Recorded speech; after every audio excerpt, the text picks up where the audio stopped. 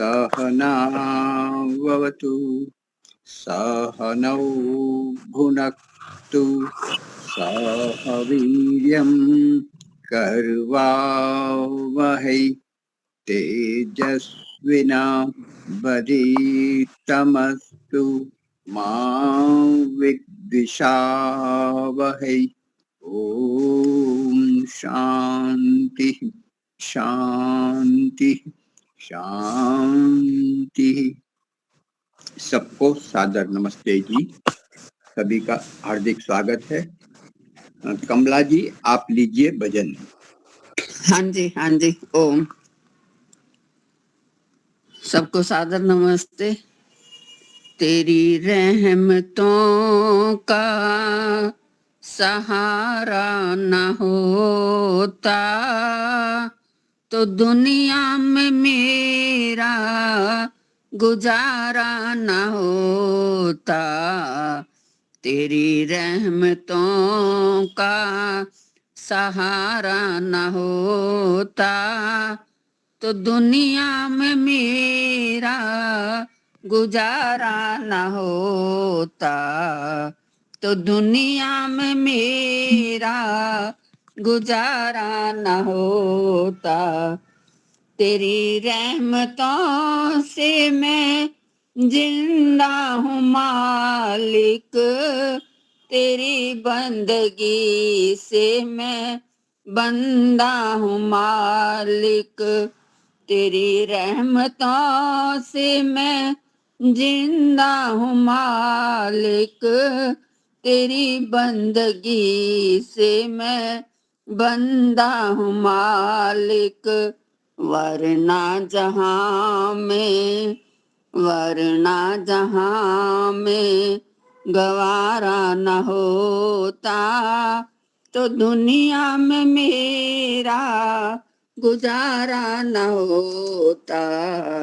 तेरी रहमतों का सहारा न होता तो दुनिया में मेरा गुजारा न होता। यह संसार सागर ब्रह्म जाल फैला, ये संसार सागर ब्रह्म जाल घेरा, घटा घोर पापों का छाया अंधेरा। यह संसार सागर ब्रह्म जाल घेरा, घटा घोर पापों का छाया अंधेरा। तेरे नूर का अगर सितारा न होता, तेरे नूर का अगर सितारा न होता तो दुनिया में मेरा गुजारा न होता। तेरी रहमतों का सहारा न होता तो दुनिया में मेरा गुजारा न होता। ये जीवन को नैया है तेरे हवाले, तू चाहे डुबो दे, तू चाहे बचा ले। ये जीवन की नैया है तेरे हवाले, तू चाहे डुबो दे, तू चाहे बचा ले। पतित आश्रितों को उभारा न होता, पतित आश्रितों को उभारा न होता तो मैंने भी तुझे को पुकारा न होता।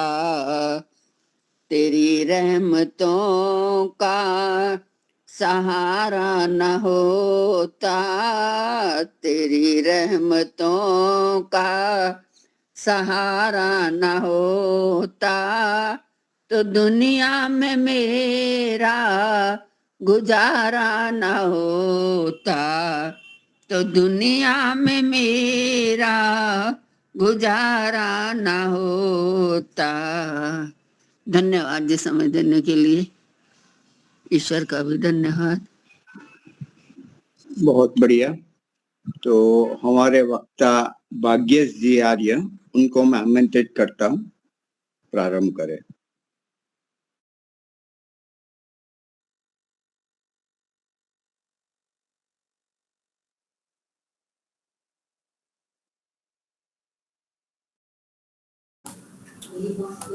ओम ओम नमस्ते जी।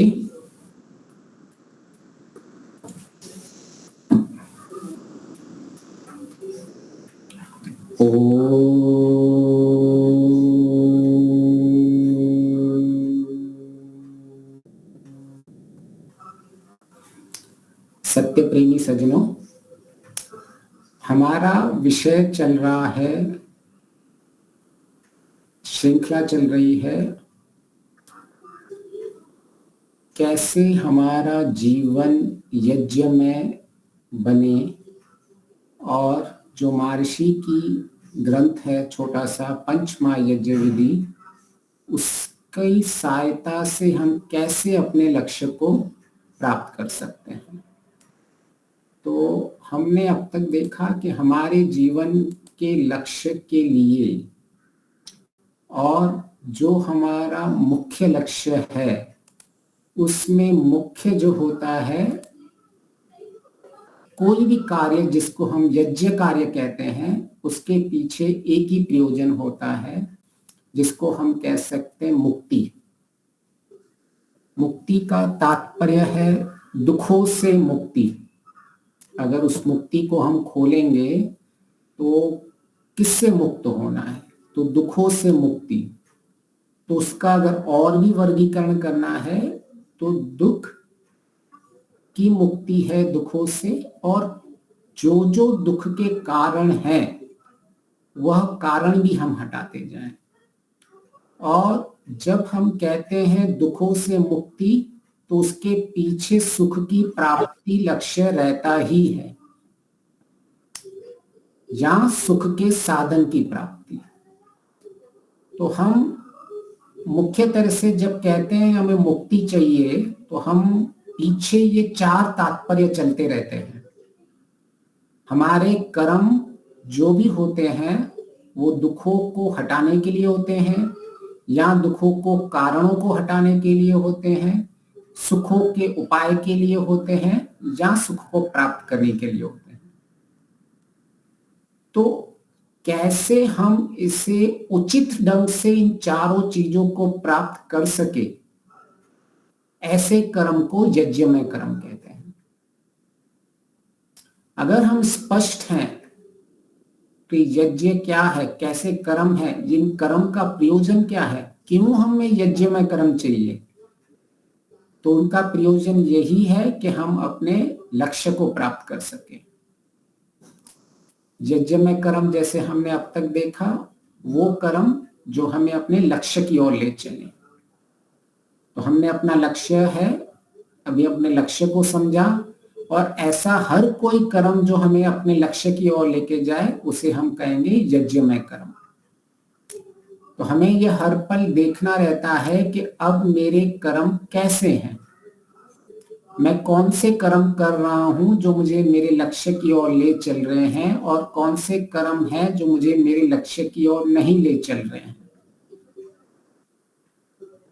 तो अगर हम स्पष्ट हैं, हमारे कर्मों का प्रयोजन अगर हमारे पास हमेशा सिद्ध हुआ है, तो हम कभी भी लौकिक कर्मों में अपने आप को व्यस्त नहीं रखेंगे। हमारा हर कर्म यज्ञमय कर्म बन जाएगा, अगर प्रयोजन उसके साथ है तो। जैसे ही वो प्रयोजन छूटेगा तो हमारे हर कर्म ऑटोमेटिकली लौकिक कर्म हो जाएंगे। अगर हम हर पल हमारी बुद्धि में कर्म से पहले जब भी हम अपनी इच्छा करते हैं और हम अपनी इच्छा से ये स्पष्ट करते हैं, जैसे हम न्याय दर्शन में बहुत ही सिंप्लीफाई तरीके से समझाया गया है कि हमारी आत्मा के गुण कौन से गुण हैं, हम इच्छा कैसे करते हैं, हमारा इच्छा, द्वेष, सुख, दुख, ज्ञान, प्रयत्न, ये 6 चीज हमारे पीछे चलती रहती हैं। तो हर एक प्रयत्न, ये बार एक कर्म हो गया, यज्ञ में बार का कर्म हो गया, लेकिन उसके पीछे हम क्या करते हैं, उसके पीछे हमारा आत्मा का प्रयत्न चलता है। फिर प्रयत्न के पीछे क्या होता है, उस प्रयत्न के पीछे हमारी कामना होती है। वो कामना के पीछे क्या होता है, कामना के पीछे हमारा ज्ञान होता है, सुख दुख का ज्ञान। तो बाहर से जब हम कोई कर्म करते हैं और हमें ये स्पष्ट होता है कि मेरे अंदर से मेरा क्या चल रहा है, बाहर से कर्म, कर्म के पीछे प्रयत्न, प्रयत्न से पीछे मेरी कामना, इच्छा और द्वेष के पीछे मेरा ज्ञान। तो अगर हम देखेंगे कि मुझे ये कर्म को यज्ञ में कर्म बनाना है, इस कर्म को शुद्ध कर्म बनाना है, इस कर्म को निष्काम कर्म बनाना है, तो मुझे परिवर्तन कहाँ करना पड़ेगा। तो जब तक हमको ये मूल बात पता नहीं चलेगी कि परिवर्तन करना कहाँ है, तब तक हमारे कर्म यज्ञ में कर्म कभी नहीं बनेंगे। तो ये क्रम को जो हमने देखा, उस क्रम में हमें ये स्पष्ट हो गया कि मूल में जब भी हम कोई कर्म करते हैं तो उसके पीछे ज्ञान है, उस ज्ञान के अनुरूप हम कर्म करते हैं। जैसा हमारा ज्ञान होगा ऐसी हमारी कामनाएं होंगी, ऐसी जैसी कामनाएं होंगी ऐसी हमारा प्रयत्न होगा, जैसा हमारा प्रयत्न होगा ऐसे हमारे बाहर के कर्म होंगे। तो परिवर्तन हमें करना है इस ज्ञान में, इसलिए ही कहा गया है ज्ञानात् मुक्ति। जो कर्म मुझे अपने जीवन के प्रयोजन के सिद्ध के लिए करने हैं, मेरे जीवन का प्रयोजन है मुक्ति, दुखों से मुक्ति, तो जो मेरा प्रयोजन है उसके पीछे मूल में मेरा कारण ज्ञान है। तो जब हमें ये स्पष्ट रहता है कि मैं ही वो हूं जो कर्म कर रहा हूं और मुझे उस कर्म की एक एक क्रिया के संदर्भ में हर एक ज्ञान है कि मेरी कामनाएं कैसे उत्पन्न हो रही हैं, मेरे अंदर प्रयत्न में कैसे कर रहा हूं, वो प्रयत्न कैसे आलंबन मन को कर रहा है और वो मन से मैं कैसे अपनी इंद्रियों को आलंबन कर रहा हूं, कैसे उस आलंबन से मेरा कर्म बन रहा है। तो हमें ये स्पष्ट हो जाता है कि हमें परिवर्तन कहाँ करना है। तो अगर हमें अपने लक्ष्य को जीवन के अंदर स्पष्टता नहीं लाई और उसके प्रियजन की सिद्धि की स्पष्टता नहीं आई तो हमें बहुत समय लग सकता है अपने लक्ष्य को प्राप्त करने में। इसलिए ही महर्षि कहते हैं कि शुद्ध विज्ञान को धारण करो, क्योंकि जब तक वो ज्ञान विज्ञान शुद्ध नहीं होगा यहां हमारे कर्म यज्ञ में कर्म नहीं बनने वाले। तो मुख्य है कि हमें जब पता है कि मेरा लक्ष्य क्या है, मेरे लक्ष्य का प्रयोजन में किस तरह से मुझे अपने लक्ष्य की प्राप्ति होगी और उसके पीछे मूल में क्या है, तो इसलिए महर्षि वो मूल की ही बात कर रहे हैं। तो हमने देखा कि जब तक हम इस मूल को समझें, उस मूल में हमें कैसे अपने जीवन के अंदर व्यवहार करना है, कैसे वो व्यवहार हमारे जीवन अंदर परिवर्तन लाएगा और कैसे उस ज्ञान से मैं अपने प्रयोजन की सिद्धि करनी है।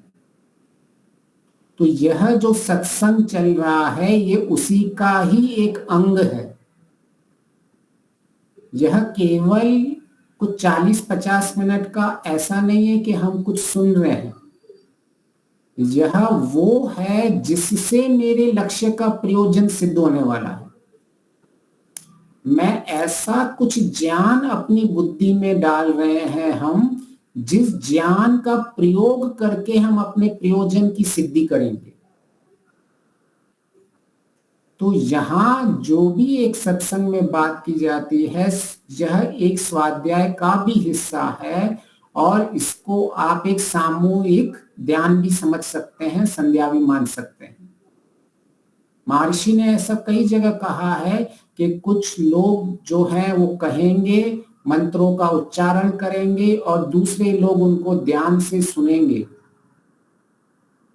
तो अगर आपके पास समय मिल जाता है तो बहुत बढ़िया है, आप एकांत में बैठिए। अगर वो समय नहीं भी निकाल पा रहे हो और किसी तरह से आप ये एक सामूहिक ज्ञानवर्धक समारोह में अपनी उपस्थिति देकर अपने जीवन के प्रयोजन को सिद्ध कर सकते हो आप। तो ये मुनि जी जो ये पूरा कार्य कर रहे हैं, ये हमारे प्रयोजन के लिए बहुत ही महत्वपूर्ण है। तो हमें कभी भी ऐसा नहीं लगना चाहिए कि हम इससे मुझे क्या फायदा जब मैं 4 से 5 जोड़ रहा हूं। जब हम किसी भी एक सत्संग में जुड़ रहे हैं तो वो कैसे मेरे प्रयोजन की उससे सिद्धि हो रही है। और महाशीष ने तो स्पष्ट लिखा है। तो उपासना में क्या रहता है? उपासना में आपका हर वक्त ज्ञान विज्ञान बढ़ता जाता है और उस ज्ञान विज्ञान बढ़ने से ही ज्ञान शुद्ध होता है और उस शुद्ध ज्ञान से ही हमारा प्रयोजन सिद्ध होता है। तो अगर हम अपने जीवन के लक्ष्य के प्रति सतर्क हैं तो हम अपने जीवन में अपने सारे लक्ष्य को प्राप्त करते हैं। और महर्षि स्पष्ट कहते हैं कि आप यहां भी सुख पाते हो और अपने जीवन का लक्ष्य भी प्राप्त करते हो। तो हमने ब्रह्म यज्ञ लिया था सबसे पहले और हम ब्रह्म यज्ञ को समझने की कोशिश कर रहे थे कि उस ब्रह्म यज्ञ में हम कैसे वो ब्रह्म यज्ञ हमारा हर एक कर्म यज्ञ में कर्म करने के लिए सहायक बनता है। तो कैसे हम अपने बुद्धि को परिवर्तन करते हैं, अपने बुद्धि का परीक्षण करते हैं और बुद्धि को सिखाते हैं कि हम जिस बुद्धि का प्रयोग करके ज्ञान विज्ञान उसमें हम, जैसे लोग कहते हैं ना मूर्ति पूजा वाले, प्राण प्रतिष्ठा, ऐसे ही हम अपनी प्रतिष्ठा करते हैं अपनी बुद्धि की। अपने बुद्धि में ऐसा ज्ञान रहते हैं कि जो वह ज्ञान हमें हर वक्त हमारी रक्षा करता रहता है, हमें दुखों से हमारी उनसे रक्षा होती है। तो अगर हमने उपासना को सही ढंग से समझा है, संध्या को सही तरह से उसका परीक्षण किया है, तो हमें संध्या, उपासना, ध्यान, स्वाध्याय, तप, इन सब का एक ही प्रयोजन है कि हमारा अंतःकरण शुद्ध हो जाए, हमारी मलिनताएं चली जाएं, हमारे सारे क्लेश समाप्त हो जाए और हम उस स्थिति में पहुंच जाएं, उस पात्रता बनाते जैसे ईश्वर हमें स्वयं ही अपना दर्शन दे। तो हमें ये जितने भी सारे साधन दिए गए हुए हैं, सारे के सारे योग के 8 अंग, उनका मुख्य लक्ष्य एक ही है, अंतःकरण की शुद्धता। यह हम यम नियम सारे जितने भी हम 8 अंग लेंगे, अंत में हमारी स्थिति आ जाती है केवल्य की स्थिति, जिसको हम कहते हैं कि बुद्धि आत्मा की तरह पवित्र हो जाती है।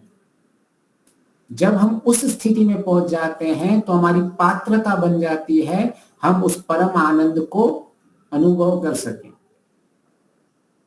तो हमें कभी भी ऐसा नहीं लगना चाहिए कि हम जीवन के अंदर मेरा हर एक कदम हमें यह संतुष्टि देना चाहिए कि मैं आगे बढ़ रहा हूं।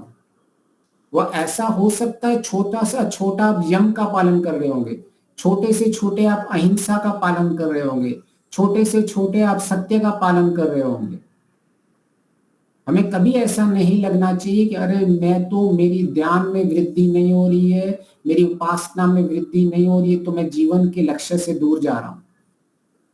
अगर हमारी यम नियम में वृद्धि हो रही है, हमारे यमों का पालन हो रहा है, हमारे जीवन में तप बढ़ रहा है, हमारे जीवन में ये स्वाध्याय बढ़ रहा है, हम 4 से 5 स्वाध्याय करके अपने जीवन को, अपने क्लेशों को दूर करने के लिए सारे प्रयोजन को कर रहे हैं, वही प्रयोजन अंत में जाके उपासना और संध्या ध्यान का रहता है। जैसे ऋषि पतंजलि ने कहा है कि ध्यान में हम अपने तनु व क्लेशों को क्षीण कर देते हैं। तो ईश्वर का हर एक नाम, ईश्वर के जब भी किसी नाम को हम संबोधन करते हैं तो उस नाम में कुछ न कुछ ऐसा छुपा हुआ होता है जिससे हम अपने अंतःकरण को शुद्ध कर सकें। तो प्राय 2 तरह के वर्गीकरण हमें समाज में दिखते हैं। एक कहते हैं पहले ईश्वर का साक्षात्कार फिर अंतःकरण शुद्ध, कि जब तक मुझे ईश्वर नहीं मिलेगा तब तक मेरे अंदर शुद्धता नहीं आएगी। ईश्वर ही मेरे शुद्धता का कारण है। तो वह सत्य है कि ईश्वर शुद्धता का कारण है, लेकिन उसके लिए हमें पहले साक्षात्कार की स्थिति तक पहुंचने की आवश्यकता नहीं है। उससे पहले भी ईश्वर हमारे साथ कई तरह से हमारे साथ रहता है। ईश्वर का ज्ञान हमें कई तरह से मिलता रहता है। हमें यह केवल ऐसा आग्रह नहीं बना देना चाहिए कि ईश्वर का ज्ञान केवल और केवल समाधि में ही मिलता है। ये एक बहुत बड़ा वर्ग है जो यह मान के चलता है कि जब तक मेरा साक्षात्कार नहीं होगा तब तक मेरा अंतःकरण शुद्ध नहीं रहेगा और तब तक मैं आगे नहीं बढ़ूंगा। ईश्वर का ज्ञान, ईश्वर की व्यवस्था, ईश्वर की शिक्षा, ईश्वर की प्रेरणा उससे पहले हमारा मार्गदर्शन करती रहती है। उस मार्गदर्शन से हम अपना अंतःकरण शुद्ध करते जाते हैं अपने पुरुषार्थ के साथ, और हम फिर अंत में ऐसी स्थिति में पहुंच जाते हैं कि जो अंतिम सुख की स्थिति में, आनंद की स्थिति में पहुंच जाते हैं, जिसे हम असंप्रज्ञा समाधि कहते हैं।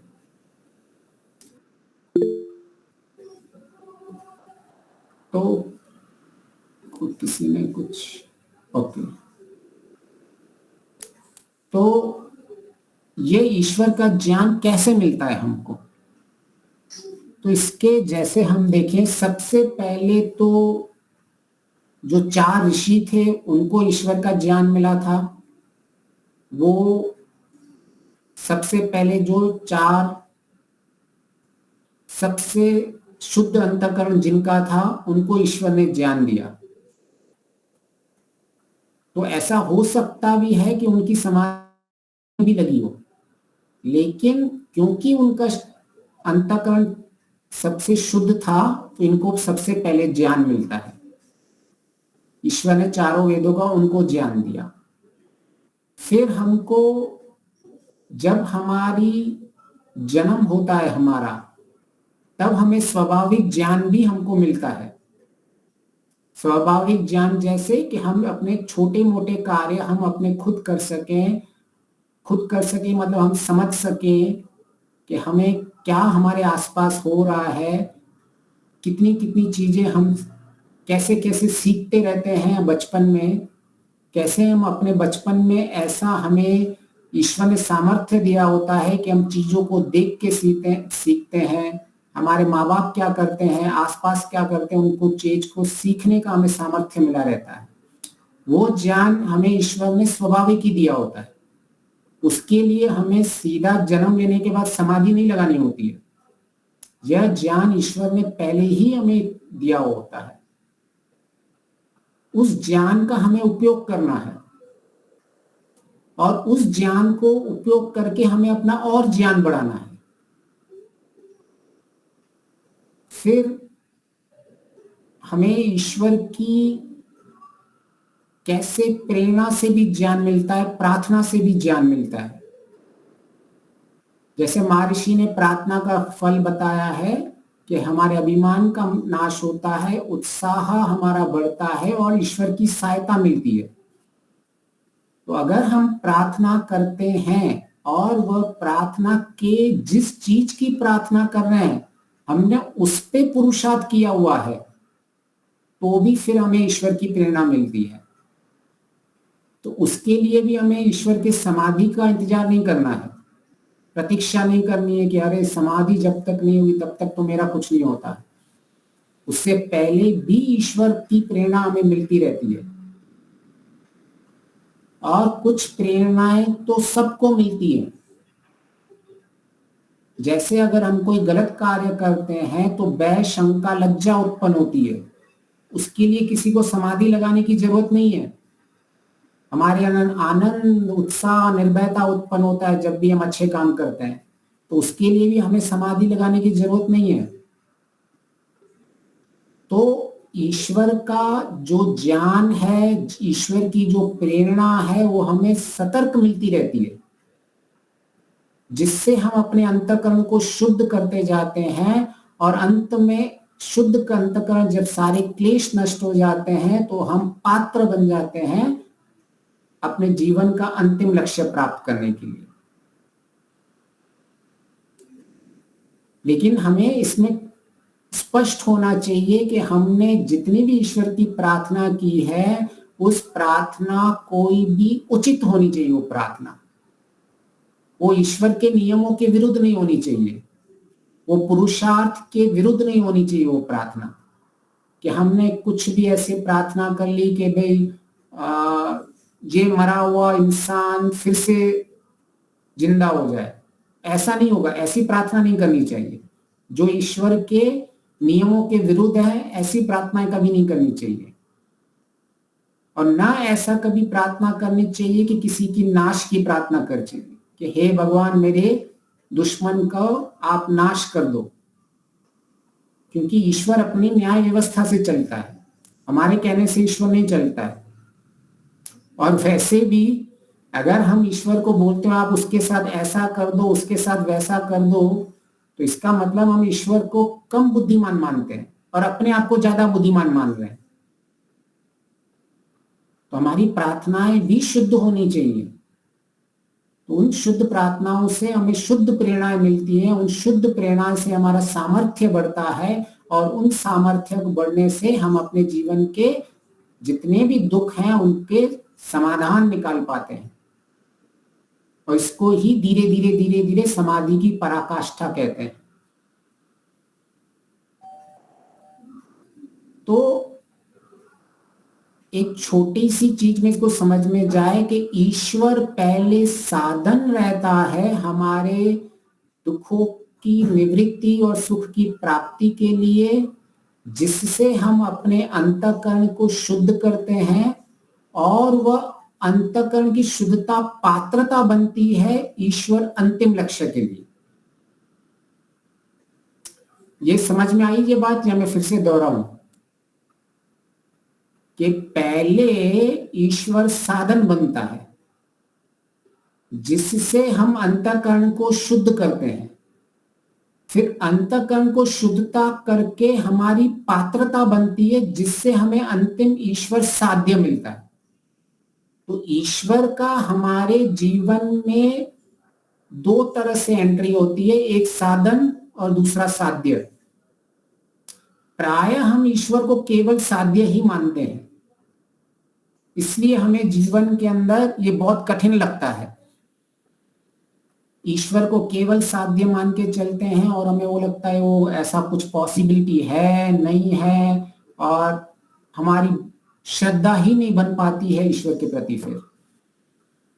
लेकिन अगर हमने ईश्वर को साधन माना हुआ है, हमें पता है ईश्वर प्रेरणा कैसे दे रहा है, हमें पता है ईश्वर ज्ञान कैसे दे रहा है, हमें पता है ईश्वर शिक्षा कैसे दे रहा है, हमें पता है ईश्वर ने पहले से ही कितना ज्ञान दे चुका है।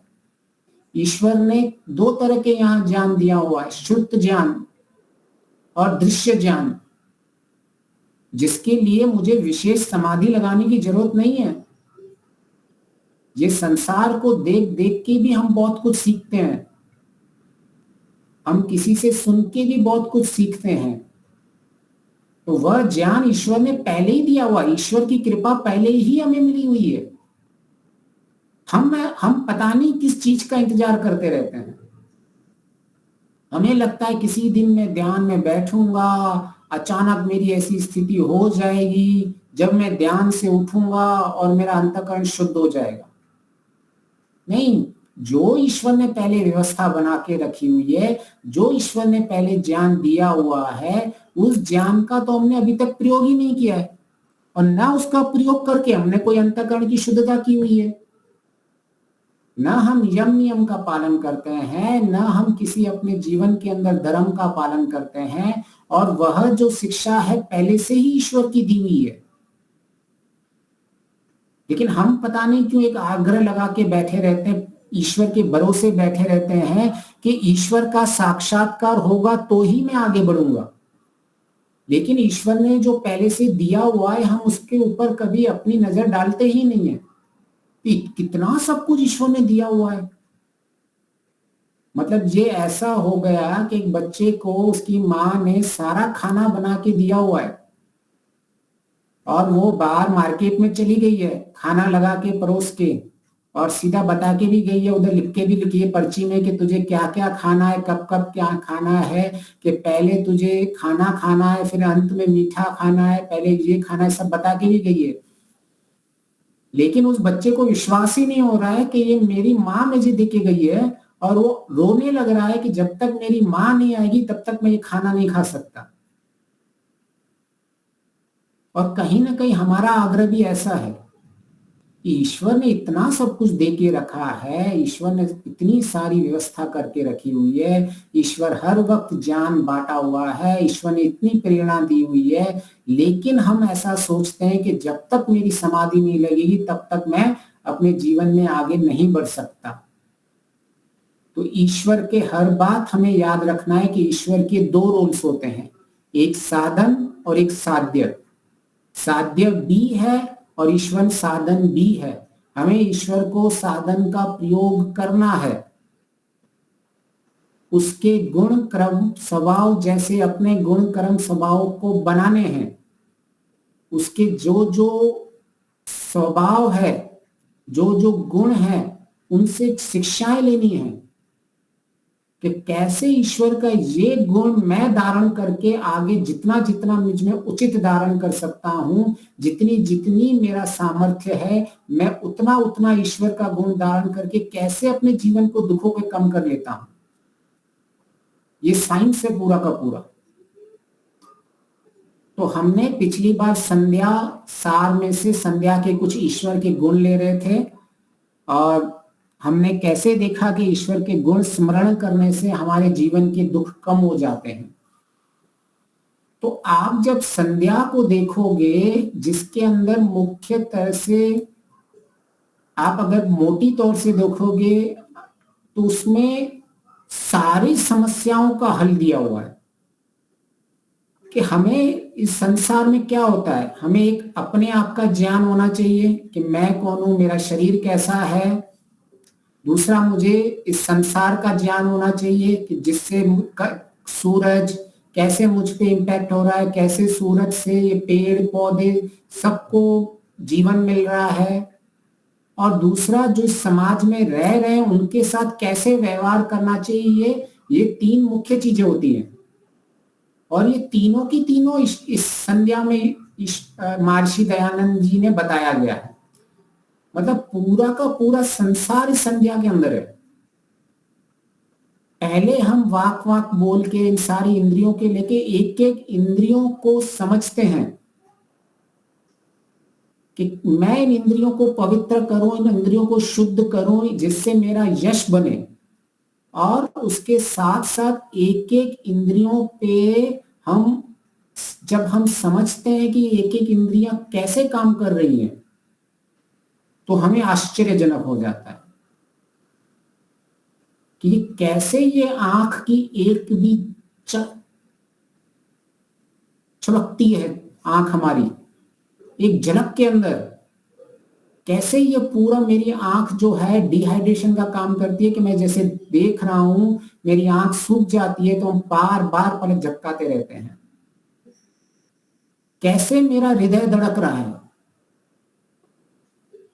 तो कैसे मैं अपने हाथों से चेष्टा कर पा रहा हूं कि मेरे जीवन के अंदर मैंने केवल अंदर से प्रयत्न किया और मेरा ये हाथ उठ गया, लेकिन मुझे पता ही नहीं है कि अंदर से कैसे मैंने मन को बताया और मन ने कैसे इसको दिया, उसका ज्ञान मुझे नहीं है। हमें सिर्फ इतनी होती है कि मैंने इच्छा की इस हाथ उठाने की, लेकिन इसके पीछे कौन ऐसी शक्ति है जिसने वो ऐसा सिस्टम बनाया हुआ है कि मेरा हाथ उठ जाता है। तो इस तरह से अगर हमें एक एक अपने शरीर के नाक कान आंख इन सबको हम पवित्र करके जब हम संध्या में बैठते हैं तो हम ईश्वर के प्रति कृतज्ञता हमें आ जाती है। कोई भी हमें छोटी सी गिफ्ट देता है तो हम कितना उसको धन्यवाद कहते हैं, क्या आपने मेरे को ये गिफ्ट दे दी, वो गिफ्ट दे दी, और हर वक्त हमें उससे प्रेम हमारा उससे बढ़ता जाता है।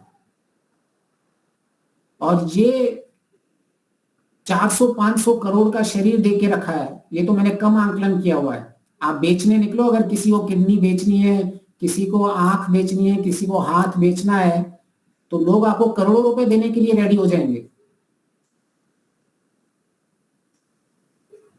इतना करोड़ों रुपए का जब शरीर मिला हुआ है और आप जब संध्या में बैठ के उस शरीर का आकलन करते हो तो आपको इतना आश्चर्यजनक हो जाता है कि ये कैसे हो रहा है। कैसे मैं अगर चाहकर भी अपनी सांस को एक सीमा तक रोक सकता हूं, उसके बाद मैं रोक ही नहीं पाता हूं। कैसे मेरे अंदर डाइजेशन हो रहा है, मुझे तो कुछ नहीं पता है, मैंने तो सिर्फ एक रोटी डाली है। कैसे केमिकल्स हैं, कैसे एक एक सेल बन रहा है अपने जीवन के अंदर, कैसे कुछ अपने आप ही डिस्चार्ज हो रहे हैं मटेरियल्स जो टॉक्सिन्स हैं। तो ये संध्या कोई छोटी मोटी चीज नहीं है। जब हम पवित्रता की बात करते हैं, मेरे आंख कान नाक सब ईश्वर पवित्र कर दो, तो हमें ईश्वर के प्रति कृतज्ञता बढ़ जाती है, उसके प्रति प्रेम बढ़ जाता है। क्योंकि जितनी महंगी गिफ्ट कोई देता है और जितनी उपयोगी कोई गिफ्ट देता है, हमारा उसके प्रति हमारी मित्रता उससे और बढ़ जाती है। और हमें पता चले कि कोई हमारे घर में जैसे अमेज़न से कोई गिफ्ट का पार्सल आ जाए और वो किसी ईश्वर के नाम से आ जाए और आपको उपयोगिता हो, तो आपके अंदर और उत्सुकता बढ़ती जाएगी कि कैसे मुझे उस ईश्वर के उससे मिलना है, कि वो मुझे इतनी उपयोगी चीजें दे रहा है और इतनी महंगी महंगी गिफ्टें उसने दी हुई है। तो इस संध्या में सबसे पहले हम महर्षि ने इसीलिए हमारे शरीर ईश्वर से, आत्मा के ईश्वर के बाद सबसे जो नजदीक में नजदीक हमारा शरीर रहता है। इसलिए कितना साइंटिफिक है, आप देखो कितना साइंस है। इसलिए पहले सबसे पहले शरीर लिया गया, फिर उस शरीर को कैसे मैनेज किया गया है उसकी बात की हुई है। मैं मोटे मोटे तीस से बताता हूं। फिर उसने महर्षि जी ने पूरे सूरज चांद नक्षत्र इन सबको लिया हुआ है, क्योंकि ये जो शरीर है हमारा, इसको चलाने के लिए इन सब की आवश्यकता है। दिन रात ये मौसम अगर एक नहीं बदलेंगे, इन सब का पता नहीं होगा, तो हम जीवन के अंदर हमारा, जैसे हम आयुर्वेद में वात पित्त कफ दोष माने जाते हैं, इनको कभी अपन बैलेंस नहीं कर पाएंगे। तो एक तो हमारा शरीर हो गया, और शरीर को चलाने के लिए जो ये सारी जो ब्रह्मांड है, उसके बाद ऋषि ने ब्रह्मांड को ले लिया। तो ये देखो, ये ज्ञान हमारे लिए कितना साइंटिफिक ज्ञान है। मुझे अपना ज्ञान मिल रहा है, फिर सारे ब्रह्मांड का ज्ञान दे रहे हैं कि वो कैसे उसने सारी रचना की हुई है। और वो रचना हर पल केवल मेरे लिए नहीं है, वो सारी आत्माओं के लिए है। तो इतना बड़ा जब ईश्वर का हमें चिंतन मनन हो जाता है, तो हमारे जीवन के अंदर इतनी बड़ी बड़ी चीजें हमारे अंदर दिखने जाती है। हमारा दृष्टिकोण इतना विस्तृत हो जाता है कि ये छोटी छोटी समस्याएं तो हमें लगती ही नहीं है। कि छोटी समस्याओं में घबरा जा रहा हूं। इतने बड़े ब्रह्मांड में इतना साइंटिफिक मेरा शरीर है, इतना मैं शक्तिमान हूं, इतनी सारी फैसिलिटी मुझे दी गई है, मेरे अंदर कैसे एक एक चीजों का आग्रह बन रहा है, कैसे मैं अपनी शक्तियों का प्रयोग कर रहा हूं, उन शक्तियों का प्रयोग करके मैं अपने जीवन के सारे दुखों का नाश कर देता हूं, कैसे मेरी बुद्धि में एक पॉजिटिव थिंकिंग आती है तो मेरा ब्लड प्रेशर चेंज हो जाता है। आधे लोगों को ब्लड प्रेशर तो इसीलिए प्रॉब्लम रहता है क्योंकि उनकी संध्या उपासना ठीक से नहीं की होती थी। जो मनुष्य संध्या उपासना को ठीक ठीक करके चलेगा उसका बीपी भी कंट्रोल में आ जाएगा, क्योंकि वो समस्याएं बड़ी उसको लगती नहीं है। ब्लड प्रेशर हमारा चेंज कब होता है? जब हमारा मस्तिष्क ये जानने लगता है कि मुझे कुछ ऐसी मुसीबत आ रही है या मैं कुछ समस्याओं का समाधान नहीं निकाल पा रहा हूं, तो हमारे ब्लड प्रेशर में रक्तचाप कम और ज्यादा रहता है। इसलिए लोगों को हाइपरटेंशन, ब्लड प्रेशर को क्या बोलते हैं? हाइपरटेंशन है उसका नाम, दूसरा नाम। तो उस हाइपरटेंशन ही नहीं होगा लोगों को अगर संध्या, ये उपासना, स्वाध्याय जो आप अभी 1 घंटा लगा रहे हो, आप ये अपने जीवन के दुखों को कम कर रहे हो। आप ऐसे ज्ञान डाल रहे हो जैसे आपके अंदर दुख कम हो जाएगा और आपके शरीर की रक्षा भी होगी और आपके मन की रक्षा होगी, आपकी मानसिक रक्षा होगी, आपके जीवन के अंदर स्ट्रेस कम हो जाएंगे, टेंशन कम हो जाएंगे। तो इतना महान है यज्ञ में, जब ये महर्षि ने ब्रह्म यज्ञ के लिए कहा है हमें। तो फिर दूसरा है कि मैं अभी आपको सिर्फ मोटा मोटा बता रहा हूं, जिसके अंदर भी हम डिटेल बाद में जाएंगे। उसके बाद इस संसार में मेरा शरीर है और ये पूरा संसार है, फिर आती है सारे बाकी के शरीर आपस में कैसे रहें। तो उसमें से सबसे, अगर आप दुख का सबसे बड़ा कारण ढूंढोगे तो सबसे बड़ा कारण है द्वेष। हमारा आपस में, सबका आपस में द्वेष की भावना रहती है। ये सबसे बड़ा दुख का कारण है इस संसार में। ये जितने भी युद्ध चल रहे हैं, इन सब के युद्ध के पीछे मुख्य जो मूल में जाओगे तो इन सब का द्वेष है। और महर्षि ने वही इधर किया है, योस्मान द्वेष्टियम वयम विष्मस्तम वो जम्बे दद्मः। क्या आप यथा योग्य व्यवहार कीजिए, उसकी मनाही नहीं कर रहे हैं, लेकिन आपको मन में द्वेष नहीं रखना है किसके लिए। और सोचो, ऐसा व्यवहार अगर संसार में स्टैब्लिश हो जाए तो कितना दुख कम हो सकता है। एक, हम अपने शरीर का दुख कम कर रहे हैं। दूसरा, हम अपना मानसिक दुख कम कर रहे हैं। तीसरा, इस संसार में जो लोग व्यवहार कर रहे हैं उन संसार व्यवहार अच्छा हो जाएगा तो हमारे बाहर के दुख भी कम हो रहे हैं। इस तरह से ये संध्या मुक्ति की ओर लेके जा रही है। इसका तात्पर्य ये होता है कि हम दुखों से मुक्त होते जा रहे हैं। पकड़ में आ रही है साइंस? मैं आपको कहां से लेके जा रहा हूं एक एक करके कि ये वास्तविक में हमारा दुख कम होना चाहिए और इसके पीछे साइंस क्या है, क्यों संध्या की जाती है, कैसे ईश्वर का एक एक नाम मेरा मार्गदर्शन कर रहा है। कोई ऐसा नहीं है कि भी इसी मैंने नाम दे दिया और मैंने 50 बार बोल दिया तो जीवन में परिवर्तन हो जाएगा। नहीं, मैं जब ईश्वर को प्राण स्वरूप कह रहा हूं तो कैसे मेरे जीवन के अंदर प्राणायाम जो है वो एक बहुत बड़ा तप है जो हमने पिछली बार देखा था। उस तप से मुझे कैसे मेरे जीवन में परिवर्तन हो रहा है।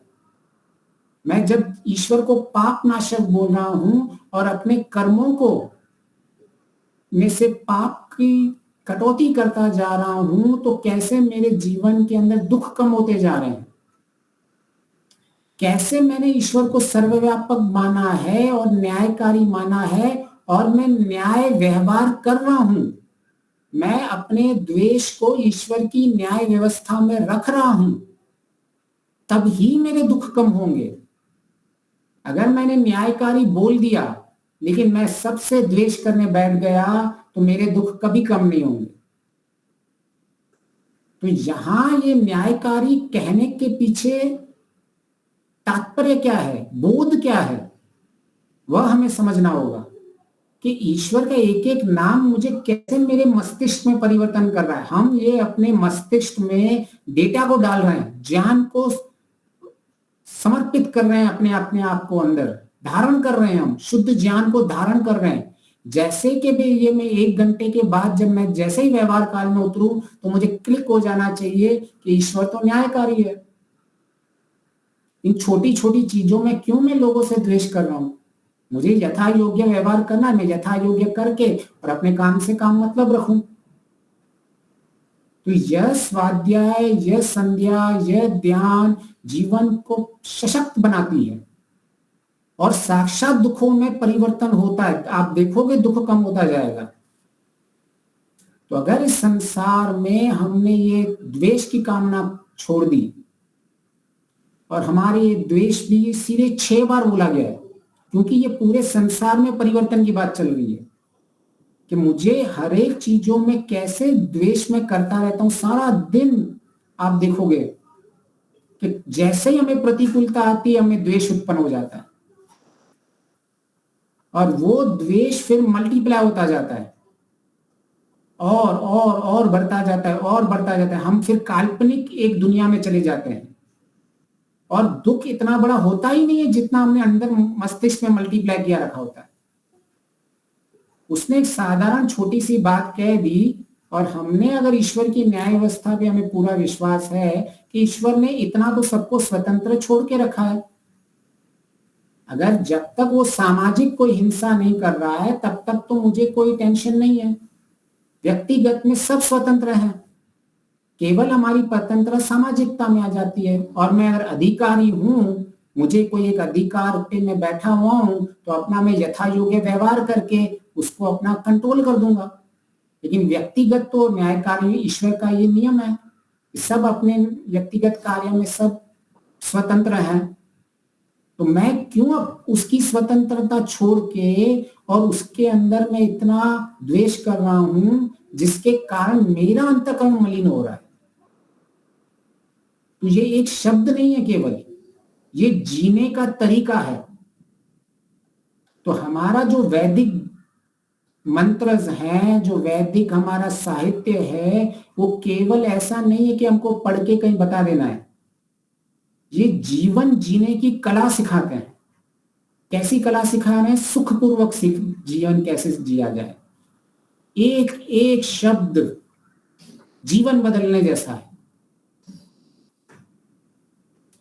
फिर हम ईश्वर को कहते हैं कि ईश्वर आप मेरे मित्र और वरुण हो, मित्र वरुण अग्नि परमेश्वर। तो आपने एक बार देखा होगा कि जीवन के अंदर अगर किसी को सुधारना है, अपने आप को या इस समाज को, उसमें 2 लोग बहुत बड़े काम करते हैं। एक जो राजा, जो अधिकारी होता है, जो भी गलत विधियों को है उसको कंट्रोल में रखता है कि आप ये करो ये नहीं करो, रूल्स एंड रेगुलेशन बनाता है, डू एंड डोंट्स बनाता रहता है, और वो भी न्याय संगत काम करता रहता है। तो अगर हम ऐसे समाज में न्याय संगत काम करते रहेंगे तो जीवन में जो अधार्मिक लोग हैं वो कंट्रोल में आते जाएंगे। और दूसरा आपने देखा होगा कि लोग अगर कोई कठोरता से नहीं मानता है लेकिन अपनी मित्र की बात जरूर मानता है। कई बार आपने घर में देखा होगा कि माता पिता के बच्चे नहीं मानते हैं लेकिन उनके दोस्तों की बहुत मानते हैं।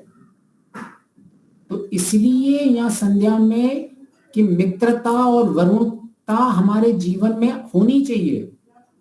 जहां जहां हम अधिकारी हैं वहां वहां हम अपने जीवन में इसका इस तरह से पालन करेंगे तो हमारा सुख बढ़ता जाएगा और दुख कम होता जाएगा। और फिर हम महर्षि कह रहे हैं कि हमारा उद्देश्य क्या है कि मैं उत्तम कर्म करता हुआ इस संसार में जब मुझे जीना है तो मुझे यज्ञमय कर्म करने हैं। ये जो उत्तम कर्म होते हैं 100 वर्ष से भी अधिक काल तक जीऊं, उसमें उत्तम कर्म विशेषण लगाया हुआ है और यही यज्ञ कर्म है। जो यज्ञमय कर्म होते हैं वो सबसे उत्तम कर्म होते हैं। तो मैं उत्तम कर्म करने की विधि भी महर्षि कह रहे हैं तो मेरे दुख कैसे कम होंगे, मेरे लक्ष्य मुक्ति कैसे मिलेगा, इसमें पूरे का पूरा विवरण दिया हुआ है। फिर अंत में कहते हैं, हे दया के सागर प्रभु, मतलब दयालु ईश्वर को इसलिए कहा गया है कि मैं धर्म अर्थ काम और मोक्ष, अगर एक चीज होती है लास्ट में समरी बताई जाती है, मैंने आपको सारा एक चीज बता दिया और लास्ट में जिसको बोलते हैं आज का सारांश क्या था, कहीं मेरे संध्या के अंदर कुछ मंत्र में कुछ कमी रह गई, मेरे चिंतन मनन में कमी रह गई, मेरे संस्कारों को कम करने में कमी रह गई, तो मुझे पूरा का पूरा मार्ग बता दिया कि तू अर्थ कमा, कोई प्रॉब्लम नहीं, अपनी कामनाएं पूर्ण कर, कोई प्रॉब्लम नहीं, धर्म के साथ कर, फिर आगे तेरे को मुक्ति भी मिलेगी, धर्म अर्थ काम मोक्ष। तो अगर इस संध्या में आगे कुछ किसी की छूट भी जाता है तो महर्षि सारांश के थ्रू बता देते हैं कि आप लगता है अगर हमारी कोई चीज छूट गई है तो आप जीवन के अंदर इस तरह से चलिए। मतलब इस सारी की सारी संध्या का अगर ये मैंने मोटा मोटा सारांश निकाला है, क्योंकि जब तक हमें उस चीज में इंटरेस्ट नहीं आता है, जब तक हमें उसका लाभ नहीं पता होता है, और कई लोग ये मार्ग इसीलिए छोड़ देते हैं, उनको लगता है ये क्या आध्यात्मिकता करते हैं, मुझे तो कोई प्रैक्टिकलिटी दिखती नहीं है, मेरे दुख तो आज तक कभी कम हुए नहीं है। तो ऐसे अगर किसी के पीछे रुचि नहीं होगी, उसकी लाभ हानि पता नहीं होगा, तो जीवन में परिवर्तन होगा ही नहीं और हमें सब कठिन कठिन लगेगा। कई लोग होते हैं थोड़ी देर 5 मिनट बैठेंगे संध्या में, फिर से उठ जाते हैं। क्यों उठ जाते हैं? क्योंकि हम उस वक्त जबरदस्ती ईश्वर के लिए बिठाना चाहते हैं उसको, और उसको ईश्वर में कोई रुचि नहीं आ रही है, उसको लाभ के बारे में पता ही नहीं कि ईश्वर कैसे मेरे जीवन में परिवर्तन कर सकता है, एक एक ईश्वर का नाम सिमरण कैसे मेरे जीवन का रास्ता बदल सकता है और मुझे अपनी ऊंचाइयों तक पहुंचा सकता है। तो वो बैठेगा ही नहीं। ईश्वर क्या, कोई भी कार्य हो, हमने ये पहले भी देखा था कि किसी भी कार्य करने से पहले उसमें रुचि होना जरूरी है। तो हमारी न ईश्वर में रुचि रहती है, न हमारी ध्यान उपासना में रुचि रहती है। उसका एक ही कारण है कि हमें उसके लाभ और हानि पता ही नहीं है। लेकिन जब हमें पता लगता है कि मैं अभी आधा घंटा ऐसी स्थिति के लिए बैठने वाला हूं कि वो मेरे समस्त दुखों का निवारण करने वाला है, मेरे जो शारीरिक सुख है, दुख हैं, जो मेरे मानसिक दुख हैं, जो मेरे लोगों के साथ जो व्यवहार के दुख हैं, इन संसार में जितने भी मैं व्यवहार कर रहा हूँ वो दुख है, ये सारों का विवेचन करके मैं इस संध्या में अपने क्लेशों को कम करूंगा। और जैसे जैसे मैं ईश्वर को साधन की तरह प्रयोग करता जाऊंगा, वैसे वैसे मेरा अंतःकरण शुद्ध होता जाएगा, मेरी पात्रता बन जाएगी और मेरे को ईश्वर का फिर साक्षात्कार भी हो जाएगा।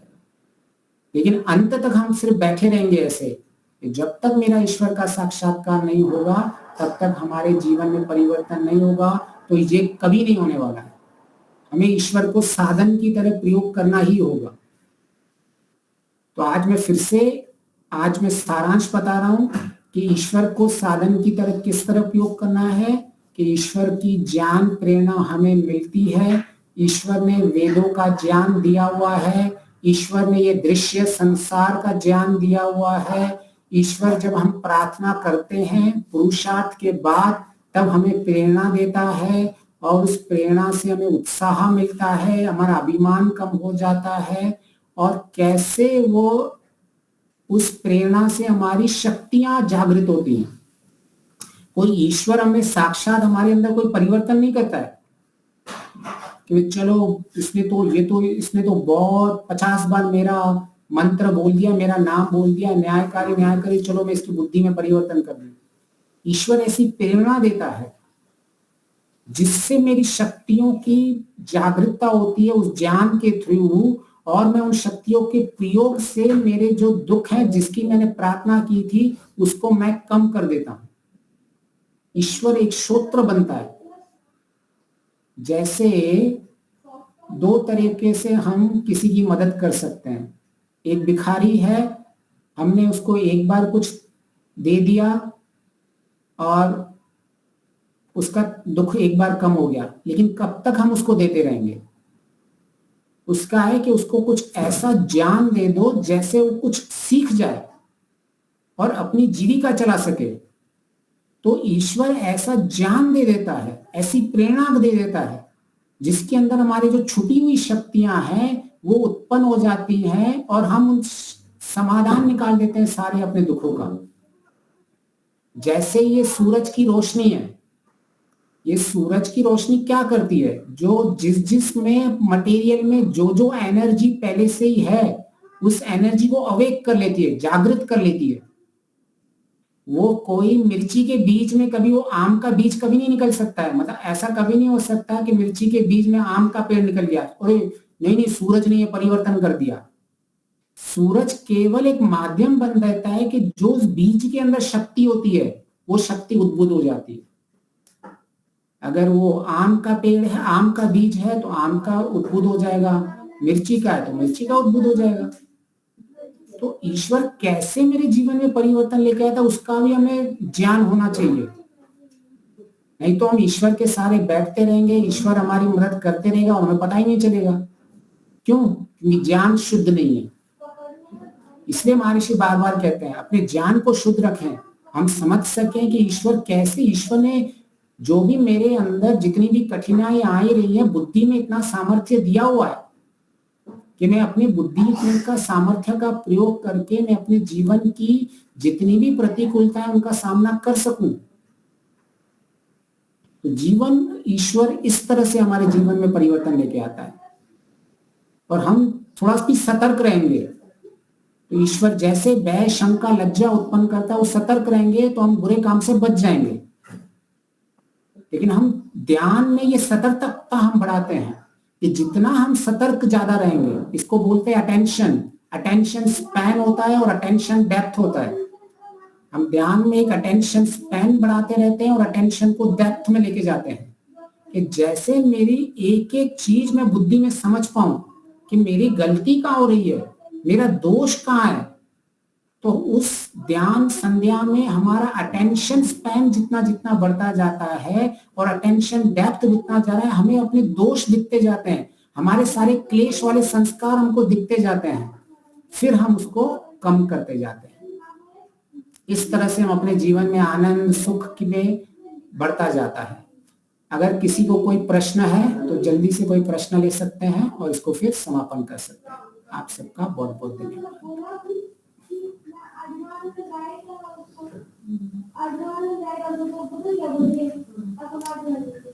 कोई प्रश्न नहीं लगता? हाँ जी, आगे बढ़ सकते हैं। तो अपने शांति पाठ के लिए मैं शंकर जी इलाहाबाद, उनसे मैं निमंत्रित करता हूँ। जय घोष शांति पाठ। बहुत बहुत धन्यवाद के साथ आज के इस ये व्याख्यान माला का समापन शांति पाठ और जय घोष से। ओम ध्यो शांति अंतरिक्षगम शांति पृथ्वी शांतिरापः शांतिरोषधयः शांति वनस्पतयः शांतिर्विश्वे देवा शांतिर्ब्रह्म शांतिः सर्वं शांतिः शांतिरेव शांतिः सामा शांतिरेधि। ओम शांति शांति शांति। जय घोष। जो बोले सो अभय। वैदिक सत्य सनातन वैदिक धर्म की जय। मर्यादा पुरुषोत्तम भगवान राम की जय। योगीराज भगवान कृष्ण की जय। व्याकरण सुर गुरु बिरजानंद की जय। युग प्रवर्तक महर्षि दयानंद सरस्वती की जय हो। भारत माता की जय हो। गौ माता की जय हो। देश के अमर शहीदों की जय हो। वेद की ज्योति,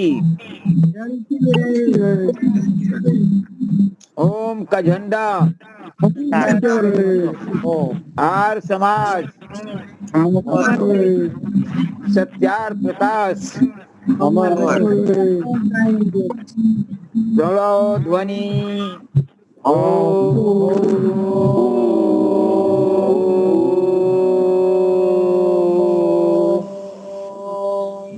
अभिवादन सबको सादर सबको सादर नमस्ते।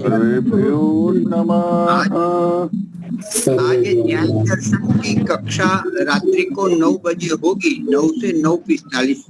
जयाबेन शुक्ला न्याय दर्शन की कक्षा आज रात्रि को लेंगे 9 बजे। तो इसी क्लिप से हम मिल रहे हैं।